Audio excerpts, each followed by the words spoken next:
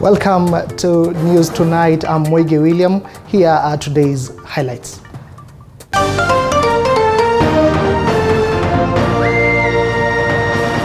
Tonight, Azimio leader Raila Odinga now questions President William Ruto's legitimacy as the head of state. We don't recognize Mr. William Ruto as the president of Kenya. Raila now says that he shall sustain pressure on Ruto's government over a number of issues. Also tonight, two IEBC commissioners reveal the behind-the-scenes intrigues that rocked the commission in the run-up to the presidential results announcement. We were even threatened that, should Kenyans begin to fight each other and blood is spilled, then the blood of those Kenyans will be in our hands. Plus, mixed reactions across the country as parents and guardians take their children back to school. Leo hii tumekuja hapa kwa ajili ya kutafuta vitabu ambazo zinahitajika kwa ajili ya masomo ya watoto.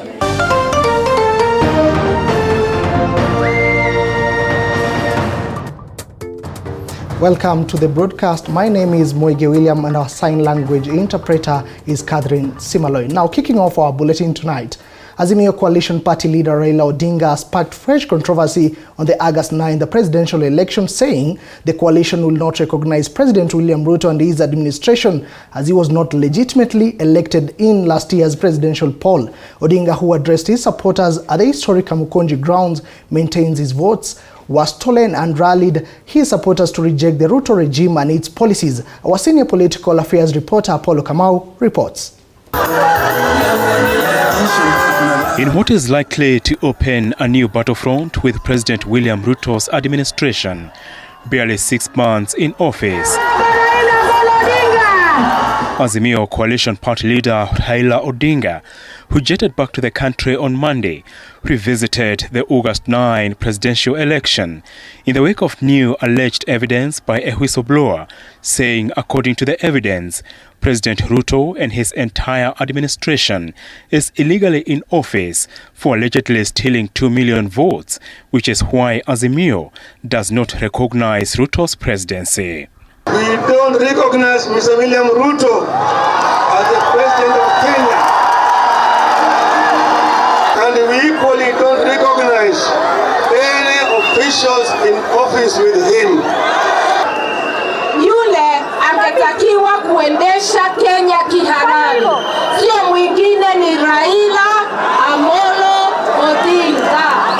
Nchi yoyote haiwezi kuwa na amani ikiwa hakuna haki. Odinga's Kamukunji declaration, premised on 8 ultimatums, trained his guns on the president, saying he is not interested in a handshake, while calling for an audit of the IEBC election infrastructure and any attempts to set a new team to be stopped forthwith.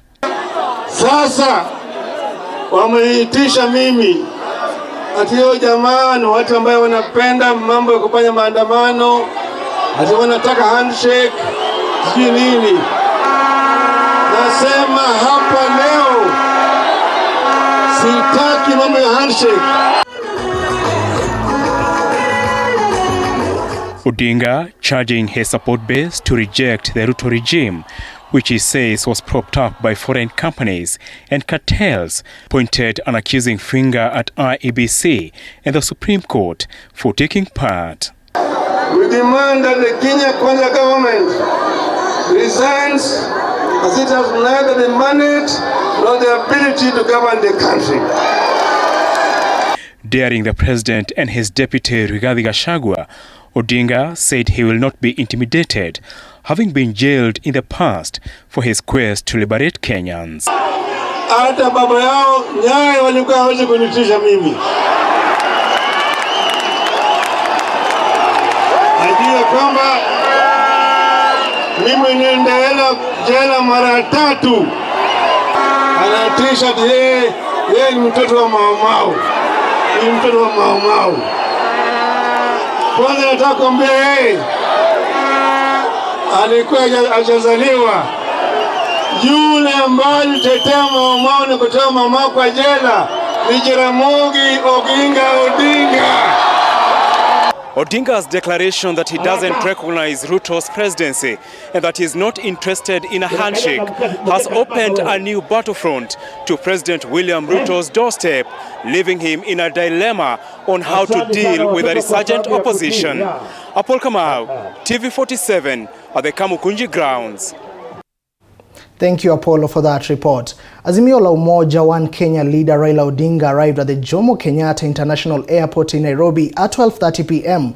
fresh off his trip to South Africa. He quickly made his way to the historic Kamukunji grounds in Embakasi for a public consultation meeting, which began at 2:30 p.m. During the meeting, Odinga announced that he and his Azimio brigade will continue to hold public consultation forums in an effort to put pressure on President William Ruto and his government to resign. Odinga claims that Ruto's administration is illegitimate. 12:30 p.m. Opposition leader Raila Odinga arriving at JKIA, Nairobi. At 1 o'clock, the journey to Kamukunji grounds started to perhaps inform his supporters how his August 2022 presidential win was reportedly stolen. Raila, flanked by Martha Karua, Kalonzo Musyoka, Eugene Wamalwa and George Wajakoya, among others. Odinga's motorcade snacked through Mombasa Road, then onto Haile Selassie Avenue towards Kamukunji grounds. At the Gikomba market, he waved to his supporters as others pitched camp at Kamukunji.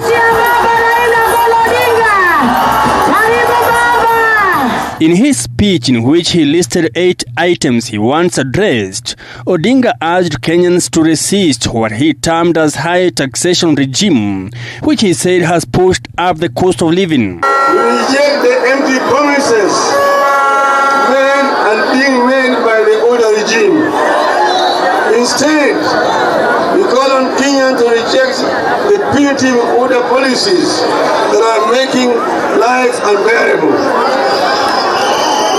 Is resorting to these policies because it was not ready and did not get any mandate to govern. The ODM leader demanded an impartial body to carry out an audit of the 2022 elections. Odinga said if the status quo remains, Azimio leadership will not participate in the 2027 general elections. We call on Kenyans to resist and demand the removal of the punitive taxes that have led to punitive costs of basic products and services, including unga, milk, sugar, school books, fuel, electricity, bus fare, paraffin, and school fees. He said their public consultation forums will continue, with the next meeting to be held at the Jacaranda grounds on January 29. Wawaze kututisha sisi. Sisi hatuwezi kutishwa na Bwana Ruto na Bwana Gachagua. Sisi ni wa Kenya na tutakuwa Kenya hii. Wameiba ushindi wetu. Hawataki waongeze na matusi. Sisi tunadai haki yetu na tuko tayari kukufa kupigana kwa haki yetu. Ile mkutano ambayo tuliahirisha ya kule Jacaranda Jumapili ijayo tarehe 29 tutakuwa na Jacaranda. The fight for the heart and soul of one nation begins today.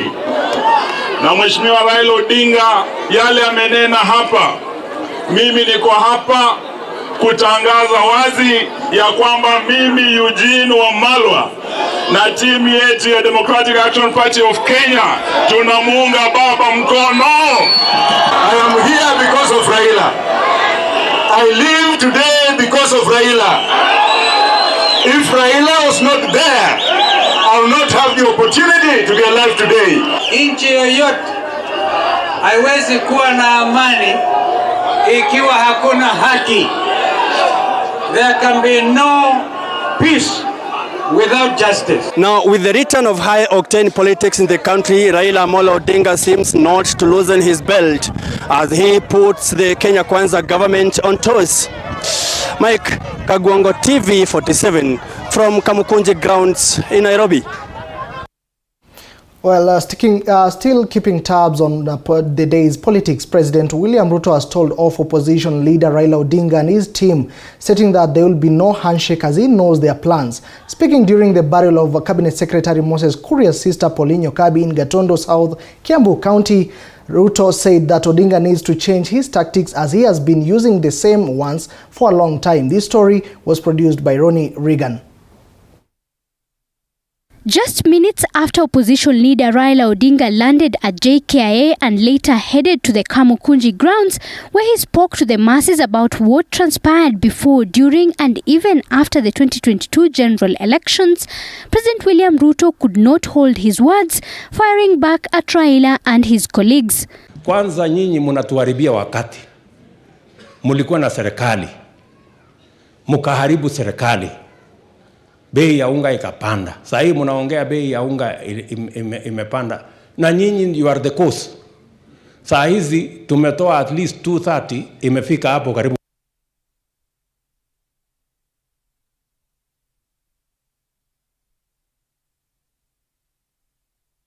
Apologies for that technical hitch. Now, moving on, President William Ruto and his deputy Rigathi Gachagua hosted politicians allied to the Jubilee Party at State House in Nairobi. Among those in attendance were former Kieni Member of Parliament Kanini Kega and nominated Member of Parliament Sabina Chege. The president stated that the meeting's aim was to bring Kenyans together regardless of their political affiliations. The MPs also dismissed claims circulating on social media that they had left the Jubilee Party, stating that they are still active members of the party and have no intentions of leaving it. How are you, Madam? Very good. Very good. Very good. I did. Maito, how are you? Are you well? Very good. Rigi. Yes. Now on to another story. New claims have emerged during an appearance before the Aggrey Muchelule-led tribunal investigating the 2022 presidential election. Former Independent Electoral and Boundaries Commission (IEBC) commissioners have submitted statements claiming that they received instructions and threats to declare Azimio leader Raila Odinga as the winner of the election or force a runoff. In a major development in the ongoing investigation into Irene Masit, an IEBC commissioner who sided with Cherera for faction of the commission, retired commissioners Abdi Guli and Boya Molu have taken the stand as witnesses at the tribunal. This marks the first time they have testified in the proceedings, shedding new light on the events at the National Tallying Center. Retired Commissioner Abdi Guli was first of the two to appear before the much-anticipated Muchelule-led tribunal. During his 2-hour testimony, Guli made shocking claims, revealing that a group identifying themselves as members of the National Security Advisory Committee met with the commission and demanded that the IEBC declare Raila Odinga as the winner of the 2022 presidential election. Then he went on to tell us the reasons for the visitation. And that they are, if we declare that the results to go in one way, as he explained, which was in favor of William Ruto, that the country was going to ban. During his testimony, Guli revealed that at this point, the commission was split into two factions, one team led by the then Vice Chair Juliana Cherera and including Commissioners Irene Masit, Justus Nyang'aya and Francis Wanderi agreed to the NSAC demand to either declare Odinga as the winner or moderate the results.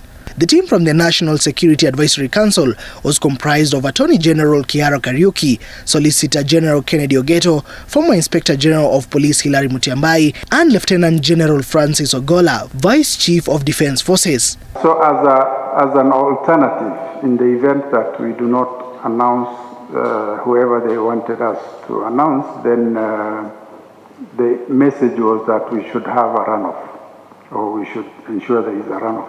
Former IEBC Commissioner Boya Molu testified next, and his account supported the events described by Professor Gulie. Molu maintained that they received demands and threats from the visiting team led by Kihara during the meeting at the National Tallying Center. After they left, after the NSAC team left, the CEO came in with the results and gave each one of us a copy. And then a debate took place. where 4 colleagues, Commissioner Irene being one of them, said that we need to moderate the result in line with NSAC demands. In their testimonies, both Commissioner Guli and Molu, as well as former Chairperson Chebukati, emphasized that they did not give in to the demands made by the team of 4 from the National Security Advisory Council. It was not in order for any commissioner to make any statements regarding supporting any particular candidate, because we didn't know who was the winning candidate. Our role is simply to midwife and ensure that the will of the people is put into a statistical format and announced, not to moderate or to vet or to make any decision on it. The decision belongs to the voters, and they have done it on 9th of August. Azimio la Umoja, through its lawyer Danstan Omari, has now called for the commission to have the party involved in the matter, citing that the name of the party has been adversely mentioned during the proceedings. Azimio is not part of membership of the National Security Council meeting, and also Azimio will be asking for the many days that Bomas was alive, how many other people came to see Chebukati? The Agre Muchelule-led tribunal is expected to hear from 2 more witnesses, among them former immediate IEBC chairperson Wafula Chebukati. Moige William, TV47, KICD, Nairobi. Now to matters education. On the first day of schools reopening across the country, parents have expressed mixed reactions. Some parents have lamented the difficult conditions of life and are waiting to sending their children to school after several weeks. However, others have welcomed the return of the old school calendar, stating that these will reduce the pressure of covering the syllabus and paying fees, which has been the concern for the last 3 years. Chichi Josephine brings you more on this story. Parents in Nakuru County have lauded the return of the traditional school calendar, saying the same will ease pressure in syllabus coverage and fees payment that has haunted them for close to 3 years. Wakati huu tunahisi ya kwamba kuna kupumzika kidogo, kwa sababu ukiangalia kweli pale nyuma sababu ya corona tumekuwa na calendar ambayo inaitwa crash program. Tumekuwa tunakimbizwa sana kihela, mambo na kulipa fee, mambo kushughulikia materials zinahitajika shuleni, lakini sasa mambo yamerudi kama kawaida. Kama wazazi tunahisi ya kwamba tumepata wakati mzuri ambao tutapumua kidogo. At the same time, booksellers have said that they expect a boom in business, especially after the return of the normal school calendar. I've come to buy books, textbooks, and I would say the prices are high than we expected, and also uniform, if you go to the uniform part, the prices are also so high. Tunaona biashara sio baya sana, kwa sababu tunaona wazazi wengi wanakuja wakinunua vitabu na hata wengine wakichukua uniform. Na sisi kama Partment Bookshop tulikuwa tumejitayarisha vizuri, kwa sababu tulijua kuna mambo ya grade 7 na vitabu ya grade 7 yote tuko naye. Meanwhile, Milimani Primary School in Naivasha has been overwhelmed by a large number of students joining the institution. The management of the school says that the school has a number of 78 teachers against more than 4,000 students, which makes it difficult to learn in the school.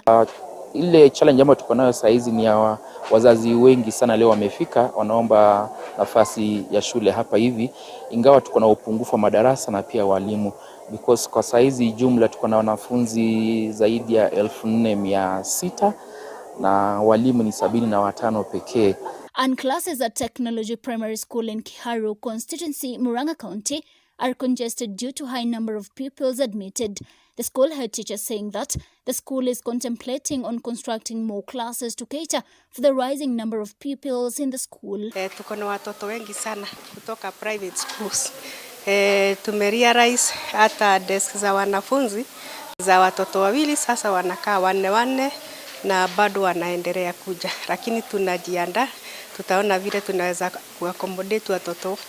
In Turkana County, parents have lamented over the high cost of living that has also led to difficulty in providing the equipment needed in schools, especially for the CBC curriculum. Naona mambo ya mashule kama leo wazazi wameamua tu wakae, kwa sababu mambo bado ni ngumu, ni mwanzo ya mwaka na hawajui vile mambo itakavyokuwa mwaka ikiendelea. In addition, they have noted that the effects of drought are haunting them as many rely on livestock to educate their children, but their livestock died due to the drought, which is still affecting many residents. Turkana County vile iko saizi ni changamoto sana, jua inawaka, mali hatuna, mbuzi imeisha. Hiyo ndio tegemeo, hiyo ndio shamba yetu yenye tunategemea hapa Turkana. Similarly, in Kisii County, parents whose children were reporting to school for the term have complained for lack of funds to educate their children and are now urging the government to relieve them of the high school fees. Nao walimu waangalie sana school fees, watoto wasifike kwa shule na kufukuzwa. In addition, they complained about the increase in fares in public service vehicles, while the tax requirements proved to be difficult. Transport imepanda, vitabu imepanda, kila kitu imepanda. Chichi Josephine, TV47. Thank you, Chichi, for that report. Still on matters education, lack of enough infrastructure in some secondary schools is posing a challenge to the admission of Form 1 learners who will enroll in their respective schools in 2 weeks. Some of the school principals say the school do not have enough classrooms and dormitories. Our senior education reporter Sharon Baranga reports. Form 1 students are expected to report to school on 8th February for first term, and as principals of secondary schools prepare to receive the students, some of them say the capacity they have in schools is not enough for the number of students they expect to receive. Such is the case at Moimbiruri High School in Embu County. We feel so squeezed. Of course, there is a lot of congestion in the school, and most of the facilities are not enough. 279 who went, and those who are 4 streams, we are receiving another 400 plus, that is 8 streams. And of course, problems of now dormitories and classes. The Principal Secretary in the Ministry of Education, Belio Kipsang, advised heads of schools to use the capitation funds they receive from the government to rehabilitate and expand infrastructure in schools. Fortunately, with the classes, we had 3 classes for junior secondary, so we are going to use those ones. But we have a challenge in the dormitories. What we are doing is now we are trying to construct new dormitories, of course, with the limited resources and the laboratories. In 2018, the government introduced 100% transition policy to secondary schools, a move that seeks to ensure all learners in the country access basic education, but at the same time, it is causing a strain on the infrastructure in a number of schools. I beg your pardon, that story was produced by Sharon Baranga and prepared by our very own Collins Lusweti.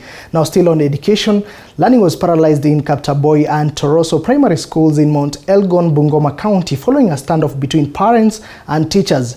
Parents denied teachers access to the school for allegedly failing to deliver, citing poor grades recorded in last year's KCPE exams. Andrine Clemi reports. Day 1 of Term 1 at Kaptoboy and Toroso primary schools. A stalemate ensued as parents denied teachers access into the schools for allegedly failing to deliver. The agitated parents further citing poor grades recorded in the last national examinations. Wanafunzi katika hii shule wote saizi tunaongea, shule ilikuwa na wanafunzi zaidi ya 1500 lakini imepungua hadi watoto 320. Na kuanzia kesho najua kwamba maybe wale watafungua shule wanaweza pungua zaidi hadi watoto 200. Na hiyo yote inaletwa, shida hiyo yote inaletwa na mwalimu mkuu. Mwalimu mkuu aweza kuongea na walimu kwa shule, aweza kuleta walimu pamoja na wazazi. 3 years down the line, hatujaona mkutano ya general meeting. According to parents with children at Kaptoboy, the school has been recording poor grades in the national examinations, with the first candidate scoring 250 marks in last year's KCPE exam, while the last candidate scored 137 marks out of the possible 500. Kwamba ofisi iweze kumuondoa mwalimu mkuu na tuweze kupewa mwalimu ambaye anaweza kushughulikia matakwa ya watoto wetu. Naomba serikali ituone na itusaidie. Ituondolee hata kama ni principal atoka aende, headmaster atoka aende na watu waache walimu wetu. Hasa wale wamepigwa transfer. Hao walimu moja kwa mizigo kwetu. The parents now want the government through the Teachers Service Commission to come in with speed and to transfer the respective school heads for allegedly failing to fulfill their mandate. Andrin Kilemi, TV 47. Now, shifting gears, the Anti-Corruption Court has allowed the state's application to drop 1.1 billion shillings charge against former NHIF CEO Geoffrey Mwangi. In his ruling, Senior Principal Magistrate Victor Wakumile said the court has allowed the prosecution's request due to lack of enough evidence. Zainab Mohammed with more. While giving his judgment, Senior Principal Magistrate Victor Wakumile said the DPP provided adequate reasons for dropping the charges, referencing Article 157 Sub-Article 6 of the Constitution that empowers the DPP to discontinue at any stage any criminal proceedings instituted by his office before a judgment is delivered. Under Article 157(6), the DPP has powers to institute and undertake criminal proceedings against any person before any court of law. He also has powers to terminate the charges at any point in time for reasons that he may deem fit. The power to discontinue a matter, again, is donated under Article 157(6)(c) of the Constitution, and it's subject to permission of the court under Article 157(11). He further granted the DPP 15 days to review the entire file against CEO Simon Ole Kigoti and 16 others and inform the court of the way forward. I find that sufficient grounds have been laid in support of the application, and I therefore allow the case against accused number 2 to be withdrawn under Section 87A of the Criminal Procedure Code. But again, I still insist, and as the prosecution has conceded, there is need to review this entire matter. I am now giving the prosecution 15 days to review the entire file and come up with the way forward. It is the second time the DPP is dropping charges in this case, with the first time being when charges were dropped in June 2020 against Web Tribe Company and its director Danson Muchemi. Mwangi, alongside 20 other individuals, including NHIF Audit Committee members, were in 2018 arrested and charged over the loss of 1.1 billion shillings at NHIF. Last year, Mwangi made an attempt to have his graft case terminated following the withdrawal of the charges against Web Tribe, but his plea was rejected. The case will be mentioned again on February 10th. Zainab Mohammed, T47. Thank you, Zainab, for that report. The future of devolution is bleak, with the Council of Governors raising concerns over delayed disbursement of funds by the National Treasury.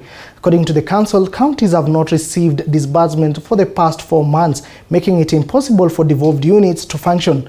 This report by Collins Lusweti takes a closer look at the cries of the county bosses and the impact of this financial crisis on the devolution. The county bosses are once again aggrieved by what they described as failure by the national government through the National Treasury to release money to counties in a timely manner. The chairperson of the Finance, Planning and Economic Affairs in the Council, Fernandez Baraza, says a total of 101.1 billion Kenya shillings has not been disbursed to the county governments.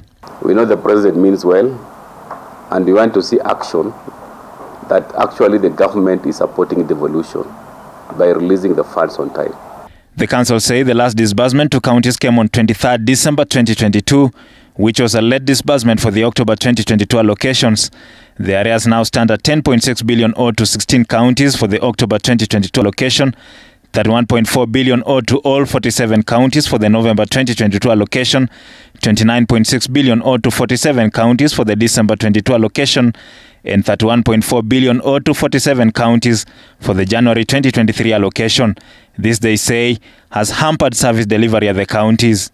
No project, no county, I'm sure, which is carrying out any project, even if there was the issue of paying pending bills. You cannot, because what you do, the salary is meant for October, you pay for November, December, and it's not gross. What you do is that you pay net. That's how it is in many cases. Therefore, we are in bad sorry state, I can tell you, as counties. The council has also rejected the National Treasury's projected allocation to county governments of Kenya shillings 380 billion for financial year 2023-2024. As equitable share of revenue, saying it reduces the allocation by a lot.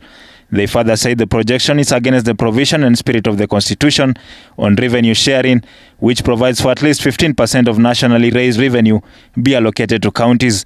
The county bosses are now proposing an adjustment of revenue growth of at least 15% to bring county government's allocation to minimum of 425 billion Kenya shillings for the financial year 2023-2024. What we want is a more rational criteria of justifying at least a reasonable increase to county. That's why we are asking for a minimum of 15%, which amounts to 425 billion, as opposed to the amount which has been proposed that represents only 2.6% of 10 billion.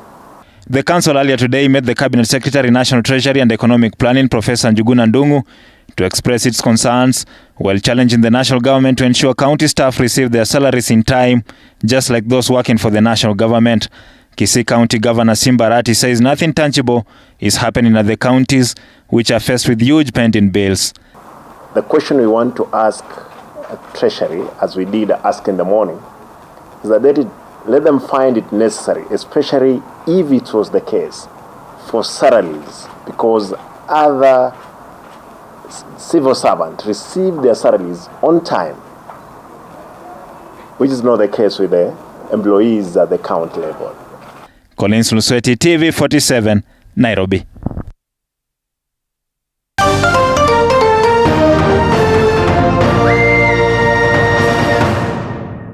You are watching TV 47, the home of untold stories. Are you looking for a distinguished institution of academic and professional excellence to kickstart your career? Then join KIPS Technical College, a top-NEC, CASNEB and NEET examination center in Kenya that is fully accredited by TVET Authority with over 90% national exam pass rate. We offer high-quality, hands-on training in engineering, hospitality, tourism, journalism, ICT, business, accounting, hairdressing and beauty, health sciences, community development and foreign language, and have placed over 26,000 graduates since 1994. Our state-of-the-art equipment, well-equipped workshops, indoor and outdoor sports facilities make us the preferred choice. During my training, I was able to become a SCIPS, which has helped me to achieve my goals in community development. Admissions for January 2023 intake is ongoing. For more information, call 0720-813-113 or visit any of our 6 campuses located within Nairobi. KIPS Technical College, your sure path to success.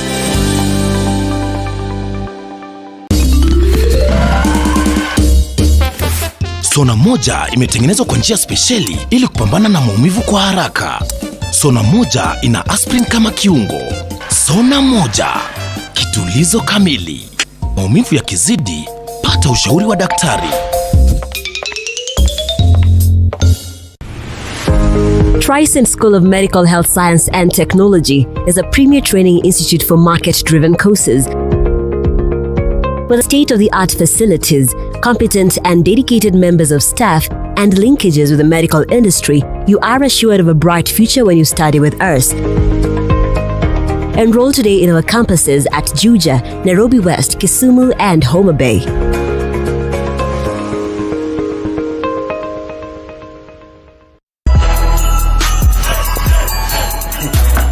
Usienda nayo huko ndani, unaacha hapo kwa luggage ndio uingie. Ni wacho kwa luggage namna gani nataka kutumia huko ndani? Nimekuja na hii gani ndio inatumika? Hii paketi ama hii kuchota? Kwani serious hii? Bwana wacheni mchezo bwana. Nini? Karibu customer. Hizi bidhaa unaziacha pale kwenye luggage ndipo sasa ufanye shopping kwa supermarket yetu. Kuchota ni kufanya shopping pekee. Ni kufanya shopping. Raundi hii na Hetia Supermarket ndio best. Kwa mara nyingine inakuletea chota kuchota na Hetia Supermarket. Kushiriki shindano la chota kuchota duet Bunawe, Kitale, Bungoma, Eldoret, Kakamega, Kisumu, Busia, Naivasha, Limuru, Nairobi, Thika, Nyeri, Meru, Chuka na Maua. Nunua bidhaa ya shilingi 600 na zaidi na utapewa raffle ticket. Jaza vizuri na utumbukize kwa sanduku iliyo mlangoni. Utakuwa umeingia kwa draw ya kujishindia zawadi Daihatsu Mira, pikipiki 21 aina ya TVS, 1130 school fees, TVS, shopping vouchers na vingine vingi. Bas, ni huku. Saidia bibi. Chota kuchota imethaminiwa na Uwe Bacon, Savannah Juice Fruit Vile, My Choice Hand Wash, Zesta Choco Primo, Ketepa, Blue Band, Aramco, Oven Fresh Bread, Nivea, Silent Night Mattresses, Coca-Cola pamoja na Hisense. Shindano hili limeidhinishwa na BCLB permit number 002816. Sheria na masharti kutumika. Chota kuchota na Hetia Supermarket, na hii motokaa gari smart kabisa inaweza kuwa yako. Unangoja nini? Ingia, fanya shopping yako Hetia Supermarket, uchoto kuchote na hii gari. Hii motokaa inaweza kuwa yako. Mtu anaweza pesa kwa boost. Hetia Supermarket, a world of choice. Imagine starting your academic journey here at the foot of Mount Kenya. A place where you can call home. A place where we celebrate our diversity and uniqueness. A place where you can be at your best, at work and at play. That place is Embu College. There's no better place to make the difference than Embu College. Karibu Embu College, where a holistic education matters. You are watching TV47, the home of untold stories.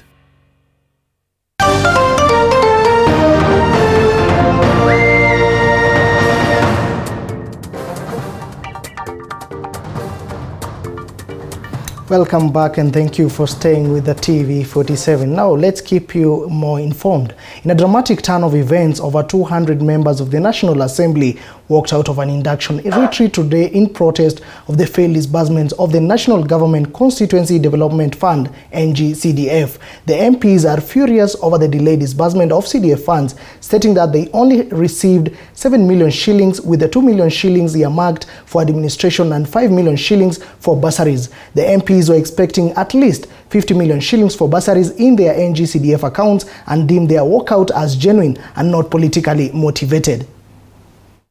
Ni kwamba kuna pesa ya kutuleta hapa kwa 5-star hotel, ya kutupatia 5 course meals, na hakuna pesa ya kupeleka wanafunzi katika mashule yetu. Very simple. If there is money to bring us to this expensive hotel, then there should be money to take our kids back to the school. Tunasema no CDF, no meeting. We have sleepless nights. Our constituents are calling us each day and they are saying that they want to go to school. Now what are we supposed to do? We cannot accept this meeting to go on unless and until we get the funding. That is what we are saying as members of parliament. We can't stay here while our children are out there. No NCAF, no CDF, no meeting until we are told from Treasury what is going on. That is when we will be ready to sit here and listen to anything take place within this week. Kwamba tumekataa mkutano. Wanafunzi sahi wanaenda shule na hawa ni ovans, hawana namna na wachapewa pesa na ni haki yao, na rais alikuwa anasema kwamba tuangalie watoto. Sasa hii ni ajabu. Tumetoa pesa ya Aslavan, tuliapprove hiyo. Tukaapprove pesa zingine zote. Ya CDF nini inafanyika? Na kwa nini jambo linasemwa ndani ya bunge na haiheshimiwe? Bila hiyo heshima ya kuheshimiana, ndivyo tunasema leo mpaka yule anayehusika akuja tangaze rasmi kwa nini wanakataza watoto wa Kenya pesa sawa. It is not morally right for us to sit here, yet there is no disbursement of CDF and affirmative action fund. The school administration cannot allow children to be in school without fees. And most of them have actually applied for bursaries. And we are here seated waiting for, otherwise we cannot sit. We have no moral authority to sit here and our children are not going to school. So we are praying and asking that CDF, Affirmative Action Fund, be released and then the meeting will continue. They had made a promise they will be giving out 2 billion every week. That is the promise they gave to us. So how else unless and until we put this proper pressure, or they come and give us a concrete explanation as to why this CDF has not been released. So we support the government in every other way, but on this particular matter, we need a clear, concurrent statement by the cabinet secretary in charge of treasury. It is us who vetted him to be in that position, and so he cannot be issuing statements that are not factual.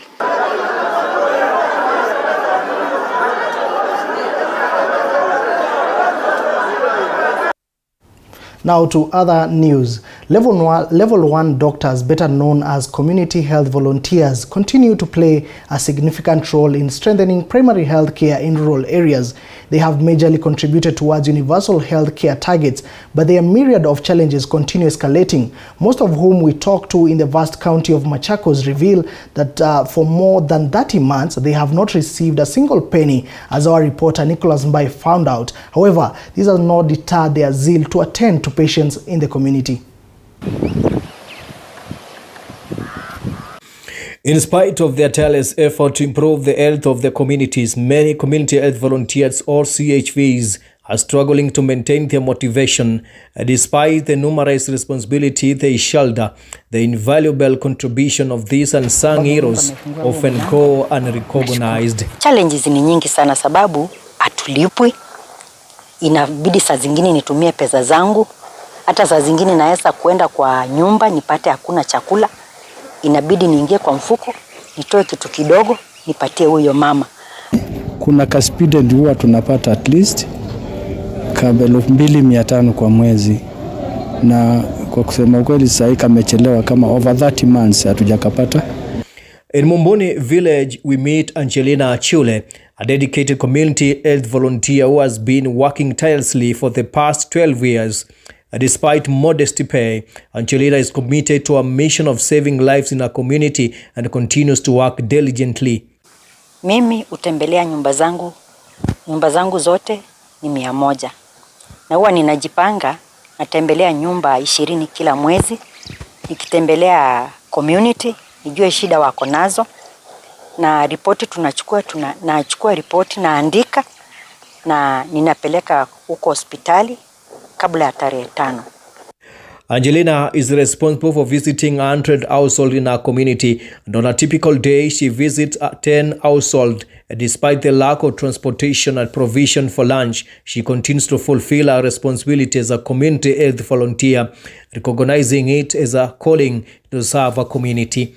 Sasa asubuhi nikiamka nafanya kazi zangu za kawaida. Nikimaliza kazi zangu natoka naenda kutembelea nyumba zangu. Yenye nisukuma ni upendo kwa community. Ndio nifanye kazi sababu kuna wagonjwa wamewekwa nyumbani, wamefichwa huko na hawatoki. Sasa mimi nikienda kwa nyumba nikipata mgonjwa amewekwa kwa nyumba, ninawaeleza maana ya kupeleka huyu mgonjwa wapi? Hospitali. I had the opportunity to accompany Angelina on her rounds to gain a deep understanding of her work. In a nearby village, we meet a group of young mothers whom Angelina guided on how to proper care for their children. Kama sasa mmenipata nikitoka kutembelea wamama ambao wako na watoto wachanga, niwaeleze maana ya kunyonyesha mtoto, maana ya kulea mtoto vizuri na kumpeleka hospitali kupata chanjo. Na kama kuna shida yoyote nawaambia mtoto apeleke hospitali. Despite her dedication, Angelina and her colleagues have been facing a major setback. For several months, they have not received a monthly allowance of 2,500 shillings from the county government. This lack of financial support has been a huge burden on these volunteers who are already working under difficult condition. Challenges ni nyingi sana sababu hatulipwi. Inabidi saa zingine nitumie pesa zangu. Hata saa zingine naweza kuenda kwa nyumba nipate hakuna chakula. Inabidi niingie kwa mfuko, nitoe kitu kidogo, nipatie huyo mama. Ama nipate kuna mtoto mgonjwa na huyu mama hana pesa za dawa. Labda naweza kumpatia aende anunue Panadol ndio baadaye apeleke mtoto hospitali. In Athi River, Mavoko sub-county, the situation is not different for one Stanless Maingi. The situation is made worse by the fact that at times they have to dig into their own pocket to help struggling families put food on their tables. Ni kazi nimefanya kwa muda kuanza mwaka wa 2011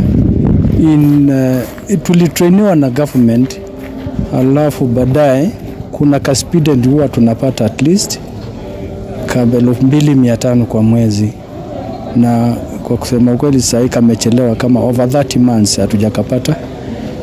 Ile kazi tunafanya mainly ni kutembelea watu kwa kijiji.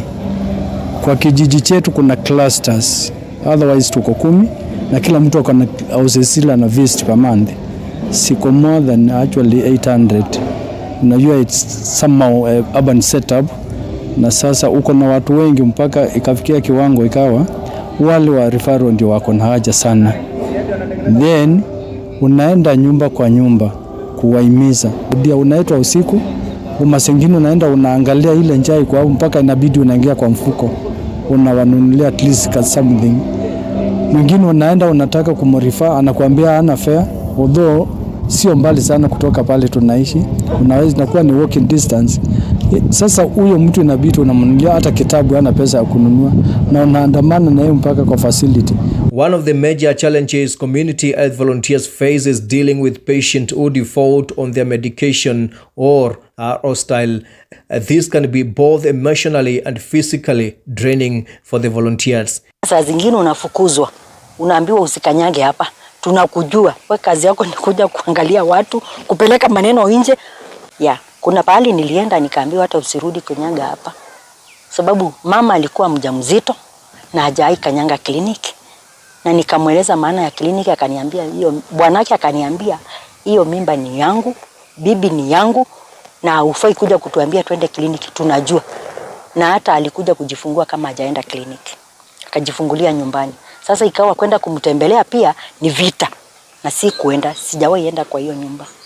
According to Dr. Kevin Odongo, the government should fully recognize the important role that the community health volunteers play, especially in programs such as Linda Mama and Universal Health Care. So we have made some milestones in terms of UHC and making sure that that dream is achieved. We have a long way to go, okay? But we have in a great way been able to reach the communities through the use of making sure that healthcare is accessible. What I mean by that is that we have made it very practical in terms of use of community health volunteers to go to the individuals in their communities. Healthcare is no longer traditional like it used to be. That mothers would deliver from the homes. Right now, using the networks and going to the communities, we've been able to make sure that the mothers have access to the hospitals, okay? By extension, the programs by NHIF that ensures that everyone gets access to healthcare has gone a long way in making sure that UHC is achieved. However, there is hope for community health volunteers. Machakos County LCC Dr. Daniel Yumbia has confirmed that he is aware of the challenges faced by these volunteers and recognizes their vital role in linking patients with hospital facilities. Gawa kila sub-location iko na wahudumu wa aina hii 10 na tumewasambaza katika kaunti yote, na kazi yao ile muhimu ni kwamba wanatembelea familia zile ambazo wamepewa, wanahakikisha kwamba wao wanafanya kazi kama kiwango cha kwanza chetu cha mahospitali, kwa sababu kiwango cha kwanza ni hicho cha community, ambapo wanachunguza ni mambo yapi ambayo yanatendeka, kwamba tunajua matatizo mara kwa mara hutokea, hasa katika ile jukumu ambalo wamepewa na ile kazi ile pesa kidogo allowance wanapaswa kupewa. Ningependa kuhakikishia kwamba tumezungumza na gavana wa Machakos County, Excellency Wavinya Ndeti, na amenipa uhakikisho kwamba hivi karibuni tutaweka mikakati mwafaka ya kuhakikisha kwamba hawana matatizo kusonga mbele, kwamba watapewa allowances zao kufuatia kila mwezi. For many years, community health volunteers have been neglected in terms of pay, which has led to many of them quitting their calling to serve the community. The lack of income and recognition has been a major issue for them, causing men to abandon their post, which have a negative impact on the communities they serve. Nicholas Mbai, TV 47, Machakos. Thank you, Nicholas, for that comprehensive report from Machakos County. Now, President William Ruto earlier today signed the Independent Electoral and Boundaries Commission Amendment Bill that sought to alter the composition of the selection panel that oversees the filling of vacant position in the commission into law. The signing means the allocation of the Parliamentary Service Commission will reduce from the current 4 to 2 out of the 7 members of the panel. The law will further allow the political parties liaison committee to each nominate 1 member to the panel. The panel will consist of 1 member each drawn from the Public Service Commission, Political Parties Liaison Committee, and the Law Society of Kenya, while the Parliamentary Service Commission and the Interreligious Council of Kenya will each have 2 members.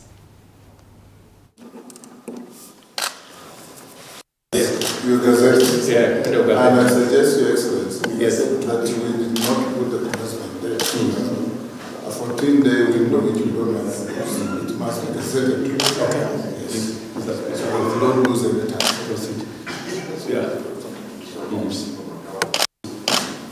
Preside over the things that are related with matters. Now time for some sports and news, and our sports person, that is Dennis Otieno, has been all hands on deck for the better part of the day, and now he joins me here on studio. Dennis, what do you have in store for us today? Well, good evening, Moige William. Tonight we will be telling you about the major financial reprieve that Rayton Okwiri, the Kenyan boxers, got. We shall also be telling you about the magical Kenya Golf Open tournament and the players that have already made the cut. But to start us off is matters boxing.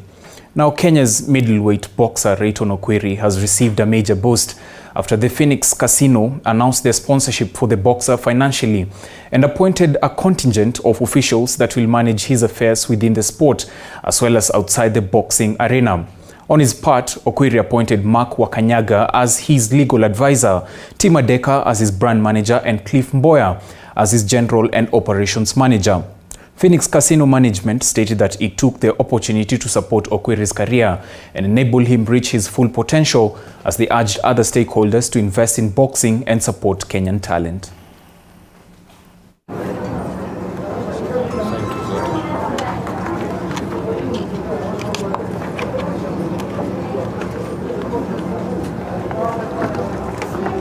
Hapo nyuma nilikuwa na changamoto mingi sana za kama mchezaji, but with the new sponsorship nafikiri mambo itakuwa rahisi kwangu, manake pia unajua hapo nyuma nilikuwa najifanyia kila kitu, sikuwa na manager, sikuwa na sponsors. Now that nimewapata sasa, kwa hivi nafikiri ndoto yangu itatimia. Mimi ni mzoefu katika boxing na nimecheza michezo mingi, so ile mchezo ambao nimebaki kwa rekodi yangu ni kwa tu bingwa wa dunia peke yake, ndio mkana ambao sijapata. So naweza sema hii ni mwamko mwingine mpya, na nafikiri world title itakuja Kenya soon with the new team. This is a way forward now for other companies to make sure that they help the kids who are in need, because they are not helping KPBC, they are not helping Mboya, they are not helping companies, but they are helping the kids who are in need in this country.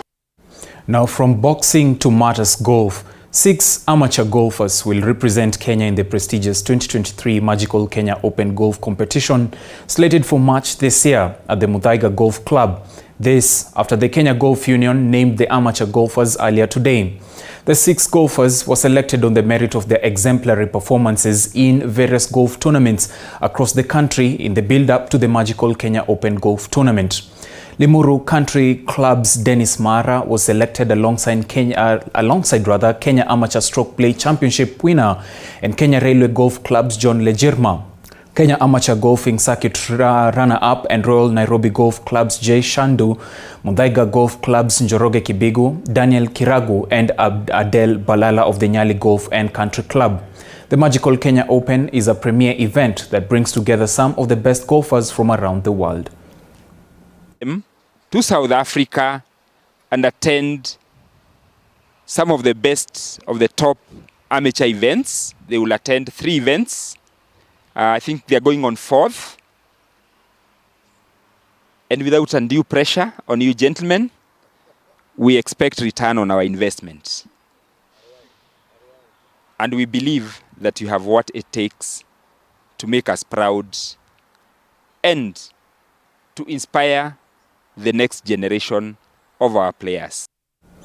Meanwhile, giant telco Safaricom earlier today announced its sponsorship for the third edition of the Magical Kenya Ladies Open to a tune of 26.8 million shillings.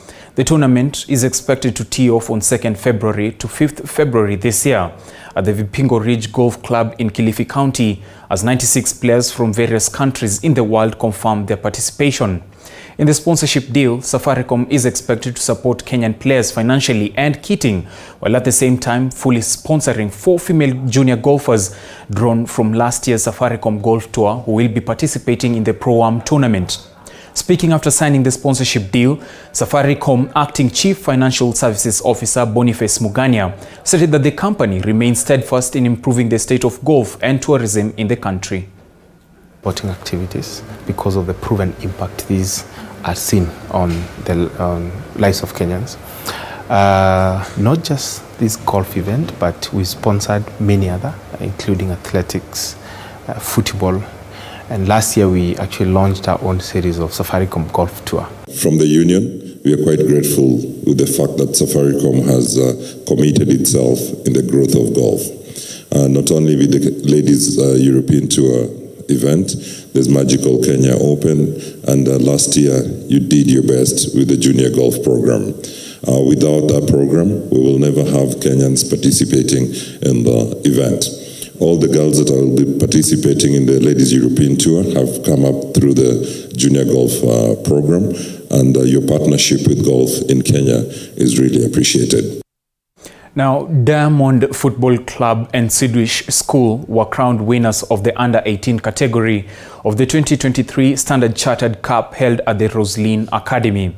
In the Under-18 boys category, Diamond FC edged out International School of Kenya 1-0, while in the girls category, Swedish School defeated International School of Kenya 1-0. Meanwhile, the Under-15 boys and girls category was won by Ligi Ndogo and Crawford International School respectively, while the Under-11 and Under-13 categories were not in action, as their tournament would be held later on in May this year. Speaking after the tournament, Diamond FC director Sagar Lahani said the tournament has gone a long way to give young talent the chance to showcase their skills, adding that sports is a key aspect in the society for the youth to get healthy, competitive experiences. We've got a great chance to give, talented players a great opportunity to expose themselves, to showcase themselves. So overall, we're very happy about the way the tournament